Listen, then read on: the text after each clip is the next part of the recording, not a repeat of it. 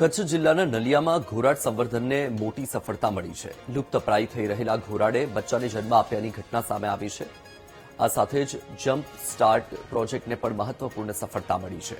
કેન્દ્રીય પર્યાવરણ મંત્રી ભૂપેન્દ્ર યાદવે ટ્વીટ કરીને આ અંગે માહિતી આપી હતી. ત્યારે રાજ્યના વનમંત્રી અર્જુન મોઢવાડિયાએ પણ ગુજરાત માટે આ સિદ્ધિને ગૌરવપૂર્ણ ગણાવી છે.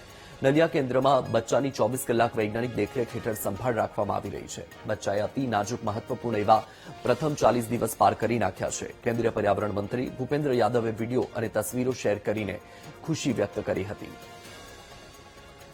તો આ દ્રશ્ય તમારી ટીવી સ્ક્રીન પર તમે જોઈ રહ્યા છો કચ્છના નલિયાથી સામે આવ્યા છે, જ્યાં ઘોરાડ સંવર્ધનને મોટી સફળતા પ્રાપ્ત થતી હોય તેવું જોવા મળી રહ્યું છે. કારણ કે આજે બચ્ચા તમે જોઈ રહ્યા છો 40 દિવસના જે મહત્વપૂર્ણ નાજુક દિવસો છે એ આ બચ્ચાઓએ પસાર કરી લીધા છે.